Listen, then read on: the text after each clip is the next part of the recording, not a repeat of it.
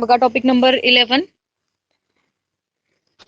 आता ऍक्च्युअल मध्ये topic number 10 पर्यंत बॉटनी आपली कंप्लीट होते, पण आपले टॉपिक राहिलेले आहेत. टॉपिक नंबर 5, 6 आणि 7 आपला राहिलेला आहे. कोणता? तर वॉटर रिलेशन्स, फोटोसिंथेसिस आणि रेस्पिरेशन हे 3 टॉपिक आपले बॉटनीचे राहिलेले. त्यानंतर जे बॉटनीचे टॉपिक आहेत ते आपण कव्हर केलेले आहेत आणि 3 टॉपिक आपले एन्व्हायरमेंटचे राहिलेले आहेत. सेकंड नंबर टॉपिक आहे biodiversity and its conservation, then environmental pollution आणि डिझास्टर अँड डिझास्टर मॅनेजमेंट. म्हणजे 3 एन्व्हायरमेंटचे आणि 3 बॉटनीचे टॉपिक आपले राहिलेले आहेत.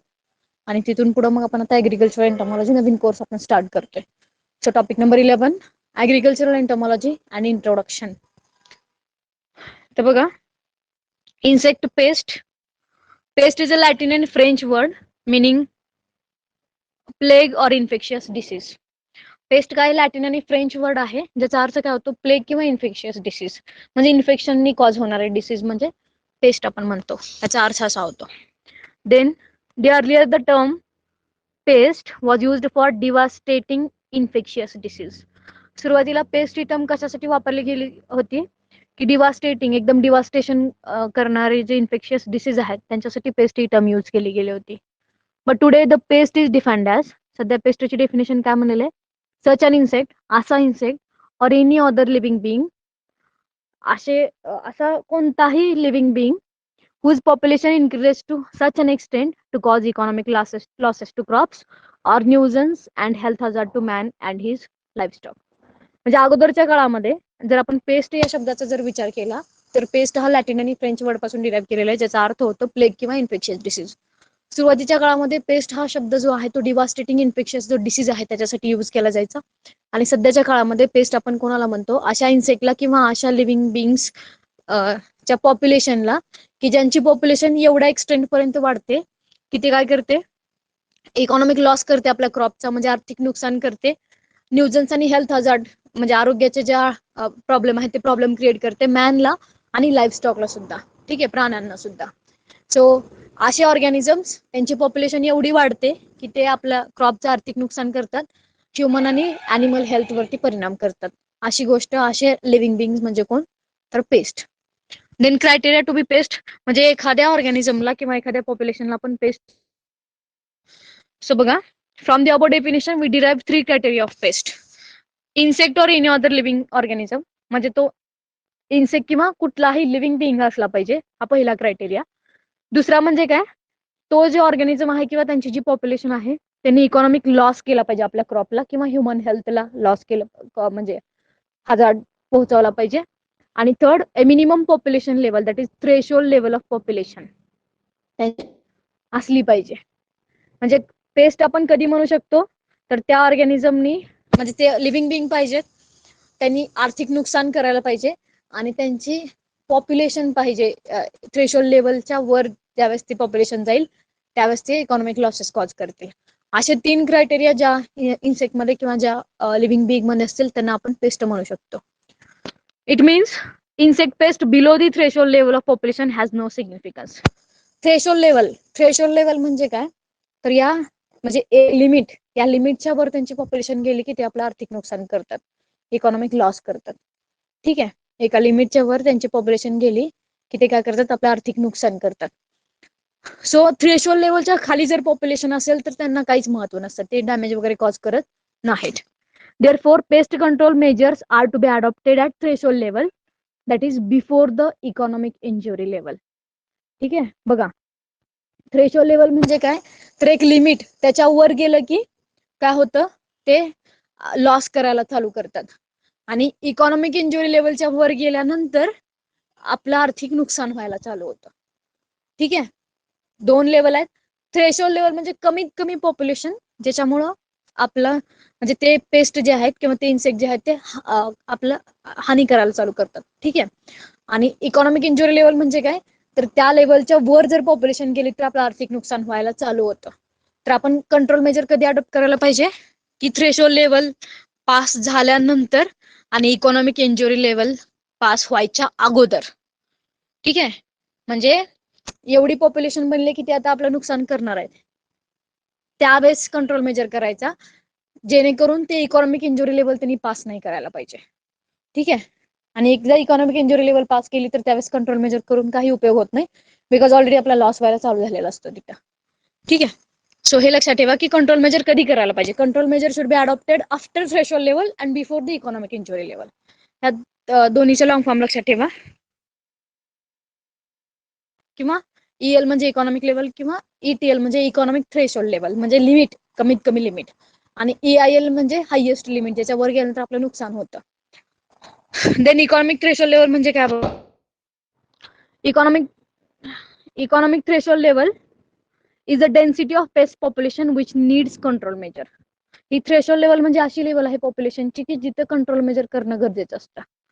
According to Stern et in 1959, economic threshold level is the pest density. Stern इटालनी सांगितले की इकॉनॉमिक थ्रेशोल्ड म्हणजे अशी पेस्ट डेन्सिटी आहे at which control measure should be applied to prevent an increasing pest population from reaching to economic injury level. Stern इटालने 1959 ला काय सांगितलं? इकॉनॉमिक थ्रेशोल्ड लेवल म्हणजे अशी पेस्ट पॉप्युलेशन आहे जिथं कंट्रोल मेजर अप्लाय गरजेचं असतं. का? तर त्यांची पॉप्युलेशन इकॉनॉमिक इंजुरी लेवलला जाऊन पोहोचू नये म्हणून. ठीक आहे. इकॉनॉमिक थ्रेशोल्ड लेवल म्हणजे अशी लेवल, अशी पेस्ट पॉप्युलेशन की त्यावेळेस आपल्याला कंट्रोल मेजर करावे लागतात ते इकॉनॉमिक इंजुरी लेवल पर्यंत जाऊ नये म्हणून, असं स्टर्न इटालने सांगितलं. इकॉनॉमिक इंजुरी लेवल म्हणजे काय? इथे सुद्धा स्टर्न इटालने सांगितलं 1959 ला. काय सांगितलं? Defined it as lowest population density म्हणजे कमीत कमी population density that will cause economic damage. म्हणजे इकॉनॉमिक इंजुरी लेवल म्हणजे काय? तर ही लोएस्ट पॉप्युलेशन डेन्सिटी आहे जी आर्थिक नुकसान करणार आहे. इकॉनॉमिक थ्रेशोल्ड लेवल म्हणजे काय आहे? की जी नुकसान करायला चालू करणार आहे आता, आणि त्यावेळेस जर कंट्रोल मेजर नाही केले तर ती इकॉनॉमिक थ्रेशोल्ड लेवलला जाऊन पोहोचणार आहे. आणि एकदा की इकॉनॉमिक इंजुरी लेवलला जाऊन पोहोचणार आहे आणि एकदा की इकॉनॉमिक इंजुरी लेवलला जाऊन पोहोचली तर आपलं आर्थिक नुकसान व्हायला चालू होणार आहे. देन हेडलीने काय सांगितलं? Headley in 1972 defined as the pest population that produces incremental damage equal to the cost of preventing damage. Headley काय म्हणतोय की इकॉनॉमिक इंजुरी लेवल म्हणजे अशी पेस्ट पॉप्युलेशन आहे जी काय करणार आहे? इन्क्रिमेंटल आपलं डॅमेज करणार आहे. आणि ते डॅमेज म्हणजे कशाचं इक्वल असेल? की ते डॅमेज प्रिव्हेंट करण्याला जेवढे आपल्याला कॉस्ट लागणार आहे ना त्याच्या एवढं ते डॅमेज असेल. ठीक आहे. म्हणजे प्रिव्हेंट करण्यासाठी जेवढी कॉस्ट लागते तेवढंच डॅमेज ही पेस्ट इथे करू शकते जर कंट्रोल मेजर अप्लाय नाही केले तर. ठीक आहे. म्हणजे एकूण एकच पडणार आहे ते जर कंट्रोल मेजर अप्लाय नाही केले तर. देन कन्क्लुजन काय बघा याच्यावरून की all insects are not pest. सगळे हे पेस्ट आहेत का? नाही. म्हणजे कसे? काही इन्सेक्ट बेनिफिशियल इन्सेक्ट सुद्धा आहेत, हनी बी सारखे, त्याच्यानंतर सिल्कवर्म सारखे किंवा लॅक इन्सेक्ट सारखे. All pest are not insect. सगळ्याच पेस्ट ज्या आहेत त्या इन्सेक्ट नाही आहेत. का हो? बिकॉज काही नॉन इन्सेक्ट पेस्ट सुद्धा आहेत. ठीक आहे. बघा पहिलं वाक्य जे आहे all insects are not pest. Pest म्हणजे असे जे आपल्याला म्हणजे हार्मफुल आहेत आपल्यासाठी. तर सगळेच इन्सेक्ट पेस्ट आहेत का? नाही. का तर त्यांच्यामध्ये काहीतरी बेनिफिशियल इन्सेक्ट सुद्धा आहेत. दुसरं वाक्य all pest are not insect. का सगळे पेस्ट इन्सेक्ट नाही आहेत? का तर काही पेस्ट हे नॉन इन्सेक्ट सुद्धा आहेत, म्हणजे ते इन्सेक्ट नाही आहेत पण ते पेस्ट आहेत. ठीक आहे. आणि pest may be insect. Pest ही काय असू शकते? इन्सेक्ट असू शकते, निमॅटोड असू शकते, माईट वाळवी असू शकते, ही नॉन इन्सेक्ट पेस्ट आहे. फंगस असू शकतो, बॅक्टेरियम असू शकतो, व्हायरस असू शकतो, रोडंट असू शकतो. रोडंट सुद्धा नॉन इन्सेक्ट पेस्ट आहेत. ठीक आहे. हे तिन्ही कन्क्लुजन लक्षात ठेवा. देन आता आपण येऊया आपल्या एंटोमॉलॉजी ब्रांच वरती. सिम्पलचा आपल्याला माहितीये जो वर्ड लॉजीनी एंड होतो तो ग्रीक लँग्वेज मधून डिराईव्ह केलेला असतो. सो एंटोमा म्हणजे इन्सेक्ट. ठीक आहे. किंवा कट इन टू सेक्शन म्हणजे ज्याच्यावरती सेक्शन असतात, सेक्शनल बॉडी असते त्यांची. आणि लोगोज मीन्स डिस्कोर्स किंवा स्टडी, म्हणजे इन्सेक्टचा स्टडी करणारी ब्रांच ऍग्रिकल्चरची ती म्हणजे एंटोमॉलॉजी. Then phylum arthropoda. आर्थ्रोपोडाला बिलॉंग करतात. आर्थ्रोज मीन्स सेगमेंटेड आणि पोडाज मीन्स लेग्स, म्हणजे सेगमेंटेड लेग्स असतात यांचे. आणि हे आर्थ्रोपोडा हा शब्द सुद्धा ग्रीक लँग्वेज पासून डिराईव्ह केलेला आहे. देन 2 क्लास आहेत त्याच्यामध्ये सगळ्यात महत्वाच्या, ते म्हणजे क्लास हेक्झापोडा आणि क्लास अरॅचनिडा. ठीक आहे. 2 क्लास आहेत. कोणता? क्लास हेक्झापोडा आणि क्लास अरॅचनिडा.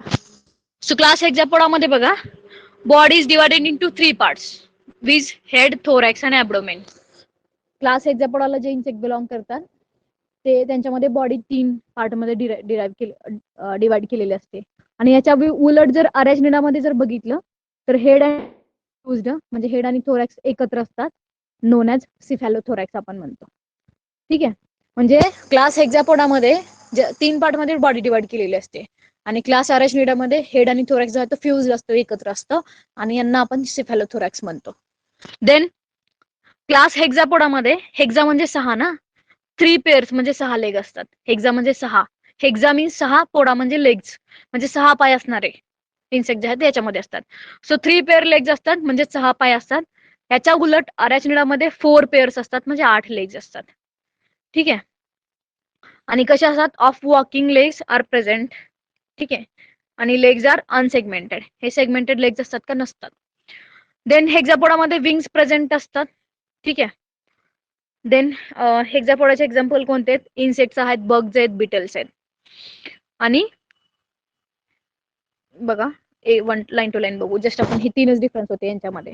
क्लास हेक्झापोडा जो आहे ह्याच्यामध्ये 3 पार्टमध्ये बॉडी डिवाइड केलेली असते, हेड, थोरॅक्स आणि ॲब्डोमेन मध्ये. ह्याचं नाव आहे हेक्झापोडा. हेक्झा म्हणजे 6, पोडा म्हणजे लेग्स, ज्याच्यामध्ये 6 पाय असतात म्हणजे 3 पेअर असतात. ह्याच्यामध्ये विंग्स प्रेझेंट आहेत हेक्झापोडामध्ये. एक्झाम्पल आहे त्याचे इन्सेक्ट, बग्स आणि बिटल्स.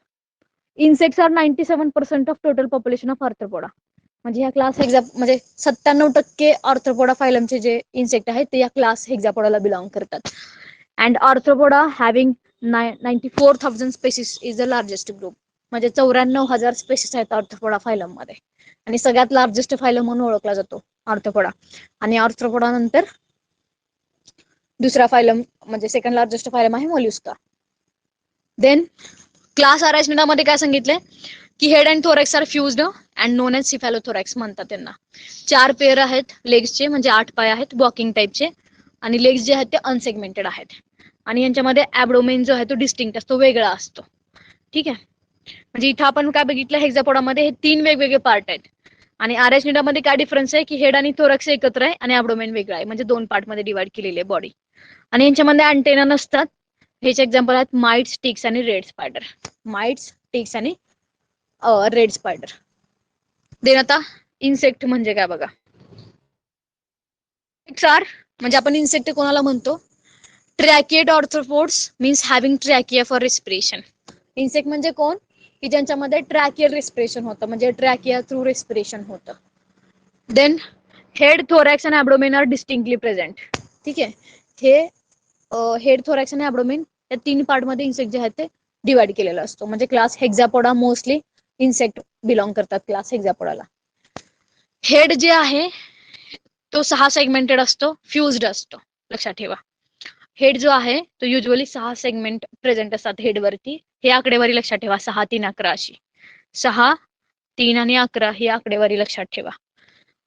इन्सेक्ट जो आहे तो 3 पार्टमध्ये डिवाइड केलेला आहे, हेड, थोरॅक्स आणि ॲब्डोमेन. हेड वरती 6 सेगमेंट असतात फ्युज्ड, थोरॅक्स वरती 3 सेगमेंट असतात वेगवेगळे, आणि ॲब्डोमेन मध्ये म्हणजे ॲब्डोमेन वरती 11 सेगमेंट असतात वेगवेगळे. लक्षात ठेवा difference, 6, 3, 11 head, thorax, abdomen. Fused, distinct and distinct. Fuse म्हणजे एकत्र आणि डिस्टिंक्ट म्हणजे वेगवेगळे. तर हेड वरती 6 सेगमेंट, थोरॅक्स वरती 3 सेगमेंट आणि ॲब्डोमेन वरती 11 सेगमेंट असतात, लक्षात ठेवा. देन नेक्स्ट काय सांगितलंय की abdomen has main function of respiration and reproduction. ॲब्डोमेनचं मेन काम काय असतं, रेस्पिरेशन आणि रिप्रोडक्शन करणे. Then 3 pairs of working legs are present on thorax. 3 जे पेअर आहेत वर्किंग लेग्स म्हणजे 6 पाय जे आहेत ते कुठे असतात, थोरॅक्स वरती असतात. And it means thorax has main function of locomotion. ठीक आहे, म्हणजे पाय आता थोरॅक्स वरती आहे, सो पायांचं काम काय, हालचाल करणं, मुवमेंट करणं, म्हणजेच लोकोमोशनचं काम आहे थोरॅक्सचं. हेडचं काम ॲब्डोमेनचं काम काय आहे, रेस्पिरेशन आणि रिप्रोडक्शन. त्याच्यानंतर थोरॅक्सचं काम काय आहे, locomotion. But 1 pair of trachea also on thorax, therefore it has minor function of respiration also. म्हणजे एक पेअर जी आहे ट्रॅकियाची ती थोरॅक्स वरती सुद्धा प्रेझेंट असते. म्हणजे ॲब्डोमेनचं काम आहे रेस्पिरेशन, रिप्रोडक्शन. थोरॅक्सचं काम आहे locomotion, respiration. And remaining trachea are on the abdomen. आणि राहिलेले ट्रॅकिया जे आहेत ते ॲब्डोमेन वरती असतात, म्हणून यांचं सुद्धा काम रेस्पिरेशन आहे. बघा, ॲब्डोमेनचं काम आहे रेस्पिरेशन आणि रिप्रोडक्शन करणं, का तर याच्यावरती सुद्धा ट्रॅकियल पेअर प्रेझेंट आहेत. थोरॅक्स वरती सगळे पाय प्रेझेंट आहेत, 3 पेर म्हणजे 6 पाय, म्हणून त्यांचं काम आहे लोकोमोशन. आणि एक ट्रॅकियल पेअर सुद्धा आहे, म्हणून त्यांचं काम सुद्धा आहे रेस्पिरेशन. थोडक्यात जर सांगायचं झालं तर ऍब्डोमेनचं काम आहे रेस्पिरेशन रिप्रोडक्शन, थोरॅक्सचं काम आहे locomotion respiration. And 1 to 2 pairs of wings are present, 1 ते 2 पेअर असतात, आणि 1 pair of antenna is also present insect मध्ये. सो हा इन्सेक्टचा क्रायटेरिया आहे. काय क्रायटेरिया आहे की इन्सेक्ट जो आहे तो 3 पार्ट मध्ये डिवाइड केला असतो, हेड, थोरॅक्स, ऍब्डोमेन. हेड मध्ये 6 सेगमेंट फ्यूज, थोरॅक्स मध्ये 3 सेगमेंट डिस्टिंक्ट असतात, ऍब्डोमेन मध्ये 11 सेगमेंट डिस्टिंक्ट असतात. त्याच्यानंतर आपण बघितलं की ऍब्डोमेनचं फंक्शन आहे रेस्पिरेशन रिप्रोडक्शन, थोरॅक्सचं फंक्शन आहे रेस्पिरेशन लोकोमोशन. याच्यावरती तिन्ही पेअर जे पायाचे जे पेअर आहेत म्हणजे 6 पाय प्रेझेंट असतात, आणि 1 ते 2 पेअर विंग्सच्या इन्सेक्ट वरती प्रेझेंट असतात, आणि 1 पेअर अँटेनाची सुद्धा असते. अशा पद्धतीचा जो प्राणी दिसतो त्याला आपण म्हणतो इन्सेक्ट. देन टिक्स किंवा माइट्स आपण कोणाला म्हणतो, म्हणजे वाळवी. दिस belongs to order Acarina, Acarina ऑर्डरला बिलॉंग करतात. त्यांच्यामध्ये अँटेना नसतो, विंग सुद्धा नसतात. आणि हे जसं की आपण बघितलं की दिस माइट्स किंवा ticks belongs to class arachnida. So they are having 4 pairs of legs, म्हणजे 8 number of legs. Number of spiracles जे आहे ते 4 असतात, ठीक आहे, मॅक्झिमम. आणि माउथ पार्ट जो आहे तो पिअर्सिंग टाईप असतो. पिअर्सिंग म्हणजे असा म्हणजे टोचवणे आणि शोषून घेणे. पिअर्सिंग, पिअर्स म्हणजे काय करणे, टोचवणे, ठीक आहे. फॉर एक्झाम्पल आपण पिअर्सिंग म्हणजे असं त्याचे जे टोक जे आहे ते टोचवणे, आणि काय करणं, माउथ पार्ट जो आहे तो टोचवणे आणि ऍब्सॉर्ब करून. हॅलो,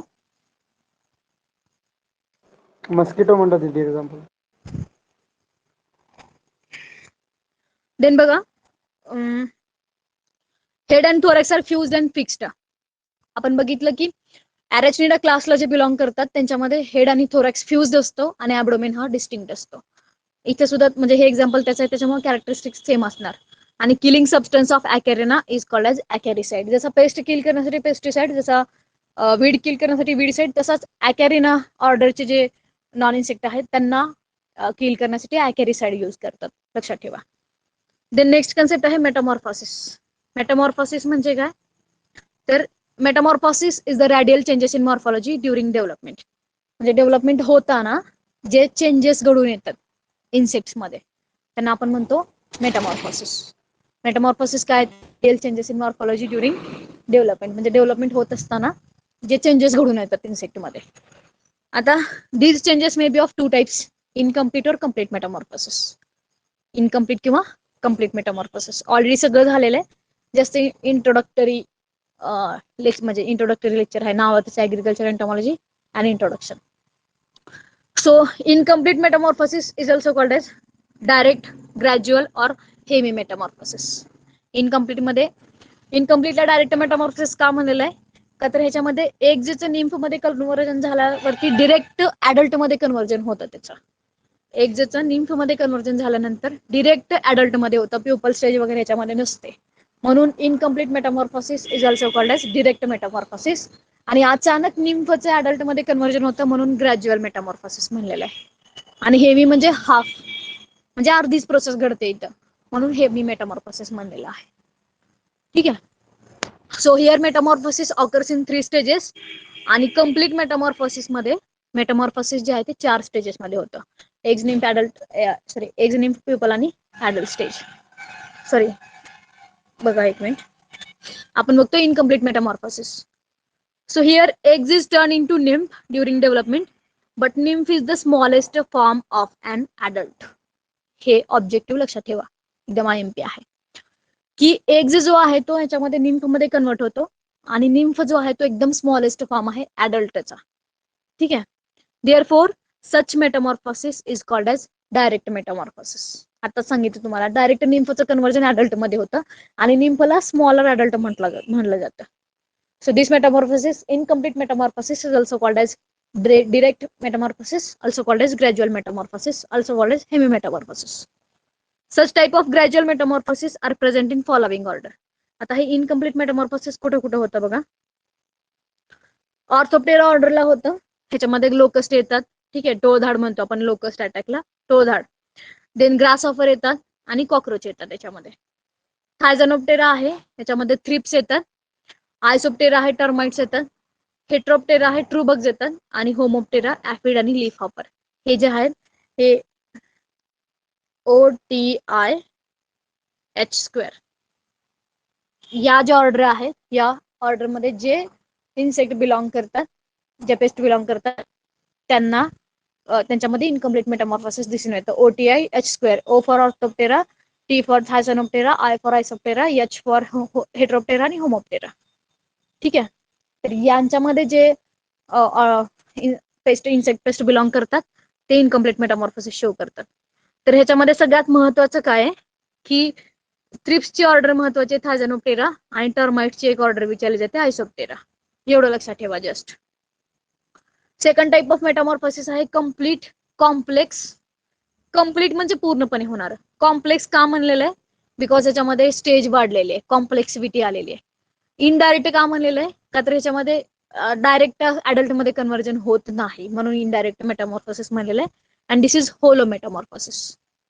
तर बघा ह्याच्यामध्ये 4 स्टेजेस असतात. मी चुकून तुम्हाला एग्ज, निम्फ, प्युपा आणि अडल्ट असं सांगितलं होतं, म्हणून तिथे सॉरी म्हणलं. इथं बघा, eggs is converted into larva, larva is converted into pupa आणि pupa is converted into adult. So incomplete metamorphosis मध्ये आपण काय बघितलं? एग्ज, निम्फ आणि अडल्ट या 3 स्टेज बघितल्या. आणि nymph is called as smallest phase of adult किंवा स्मॉलर अडल्ट म्हणतो आपण निम्फला.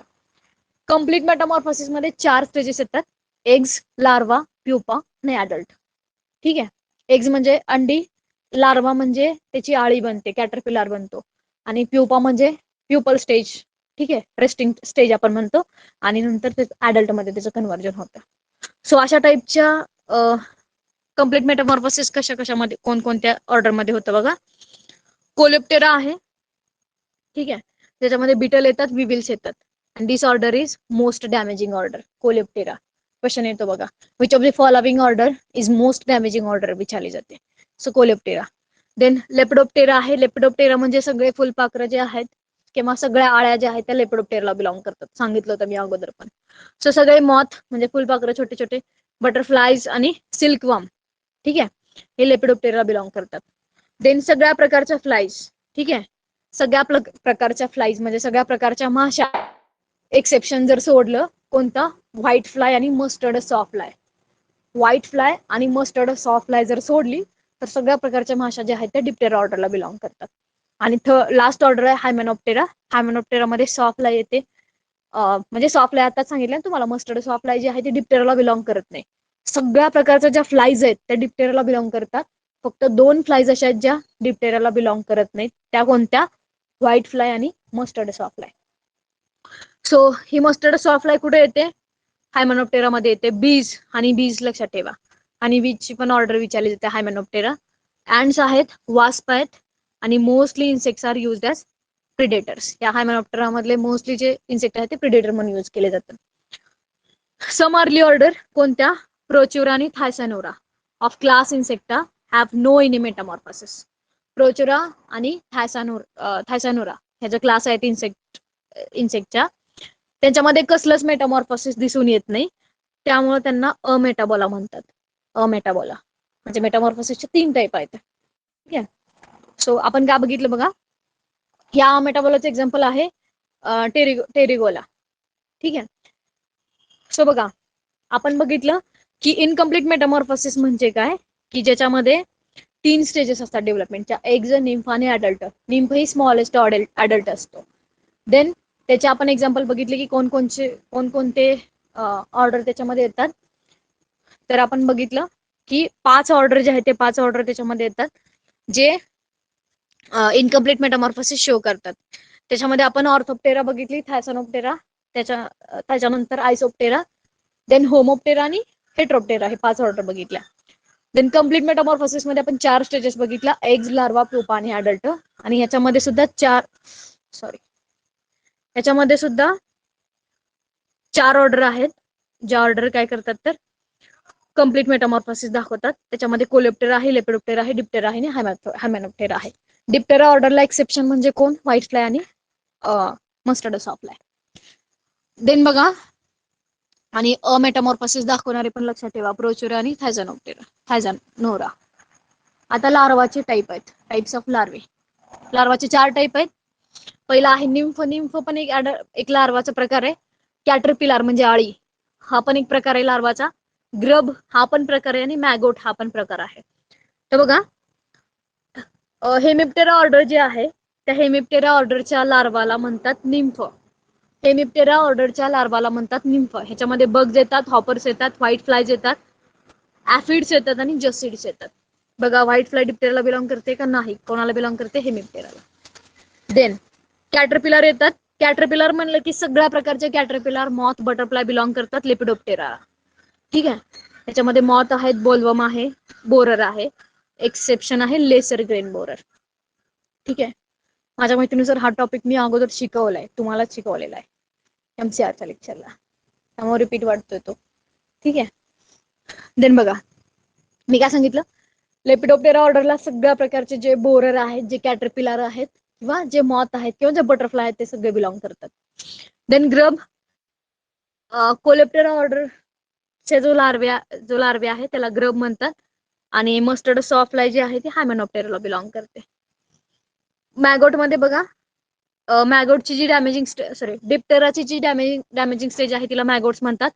कोलिओप्टेराची डॅमेजिंग स्टेज आहे, ग्रब आणि अडल्ट असू शकते. लेपिडोप्टेराची ऑलवेज कॅटरपिलर असते आणि हेमिप्टेराची ऑलवेज निम्फ आणि अडल्ट अशी डॅमेजिंग स्टेज असते. सो मॅगोट मध्ये सगळे डिप्टेरा येतात. All flies except white fly and mustard sawfly. आता सांगितलं तुम्हाला. ठीक आहे. देन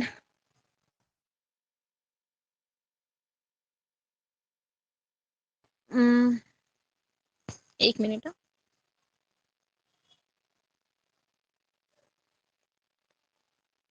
ठीक आहे.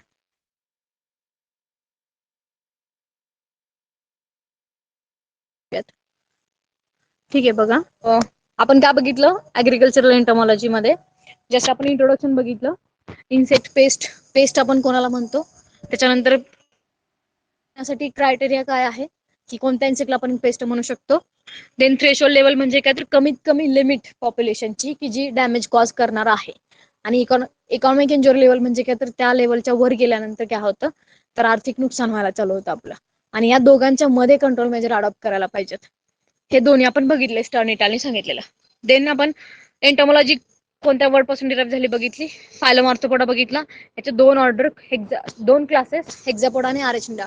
हेक्झापोडाचे कॅरेक्टरिस्टिक्स लक्षात ठेवा, अरेचिनिडाचे कॅरेक्टरिस्टिक्स लक्षात ठेवा. इन्सेक्ट आपण कोणाला म्हणतो, आणि हे 6, 3, 11 हे सेगमेंटेशन लक्षात ठेवा. हेड, थोरॅक्स आणि ॲब्डोमेनचं. हेड फ्युज्ड असतो, थोरॅक्स सेगमेंट डिस्टिंक्ट असतो आणि ॲब्डोमेनचा डिस्टिंक्ट असतो. देन आपण ॲब्डोमेनचे 2 फंक्शन, रेस्पिरेशन, रिप्रोडक्शन बघितलं. देन थोरॅक्सचे 2 फंक्शन, लोकोमोशन, रेस्पिरेशन बघितलं. 2 pairs of wings, 1 to 2 pairs of wings present असतात. 1 पेअर ऑफ अँटेना प्रेझेंट असते. टिक्स आणि माइटचे आपण डिटेलमध्ये बघितलं. मेटामॉर्फोसिसचे 3 टाईप, इनकम्प्लीट, कम्प्लीट आणि काय म्हणतो अमेटाबोला आपण बघितला. इनकम्प्लीट मध्ये 3 stages, eggs, nymph, adult. Nymph हा अडल्टचा म्हणजे स्मॉलेस्ट अडल्ट म्हणतात. त्याच्यामध्ये 5 ऑर्डर आपण बघितल्या. देन कम्प्लीट मध्ये एग्ज, लार्वा, प्युपा आणि अडल्ट. याच्यामध्ये 4 ऑर्डर आपण, म्हणजे प्रोचोरा आणि थायझॅनोराला बिलॉंग करणारे इन्सेक्ट जे आहेत ते अमेटाबोलामध्ये येतात. टाईप ऑफ लार्वे आपण बघितली. निम्फ म्हणजे हेमिप्टेराला बिलॉंग करणारे जे इन्सेक्ट आहेत त्यांच्या लार्वेला निम्फ म्हणतात. लेपिडोप्टेराचे जे लार्वे आहेत त्याला कॅटरपिलर म्हणतात. कोलेप्टेराचा जो आहे त्याला ग्रब म्हणतात आणि हायमेनॉप्टेराला सुद्धा ग्रब म्हणतात. आणि डिप्टेराचा जो लार्वा आहे त्याला मॅगोट म्हणतात. आणि डिप्टेराची डॅमेजिंग स्टेज आहे मॅगोट, कोलेप्टेराचे आहे ग्रब अँड अडल्ट, लेपिडोप्टेराचे आहे कॅटरपिलर आणि हेमिप्टेराचे आहे nymph and adult damaging stage.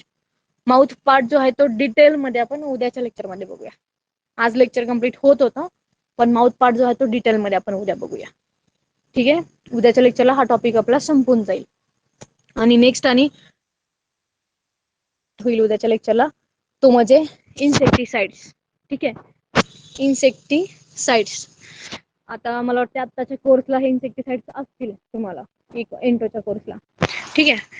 ह्या इन्सेक्टिसाइड वरती आपण कालचा जो कम्प्लीट टेस्ट आहे त्याच्यामध्ये क्वेश्चन बघितला होता. तो क्वेश्चन म्हणजे कोणता, तर हे जे इकॅलक्स आहे, हे इकॅलक्स कशाचं ट्रेड नेम आहे हा क्वेश्चन होता. तर क्विनाल्फोसचा ट्रेड नेम आहे हा इकॅलक्स, जो आपण कम्प्लीट टेस्ट सोडवली 200 मार्कांची. त्याच्यामध्ये हा क्वेश्चन होता. इकॅलक्स जो आहे हे ट्रेड नेम कोणत्या ह्याचं इन्सेक्टिसाइडचा आहे? तर क्विनाल्फोसचा आहे, लक्षात ठेवा. म्हणजे याच्यासाठी हा टॉपिक महत्वाचा आहे, इन्सेक्टिसाइड्स. मोठा आहे टॉपिक पण ठीक आहे, मोठा आहे, थोडा वेळ लागेल, पण महत्वाचा टॉपिक आहे हा एंटोमॉलॉजी मधला. हा झाला की नंतर आपल्या आय थिंक सो म्हणजे ह्याचं कॅल्क्युलेशन वगैरे आहे, न्यूमरिकल आहेत. हा टॉपिक झाल्यानंतर डिरेक्टली आपले पेस्ट चालू, सॉरी हा एक महत्वाचा टॉपिक आहे, प्लांट प्रोटेक्शन इक्विपमेंट. याच्यानंतर मग आपले पेस्ट चालू होतील. याच्यामध्ये काय अडचण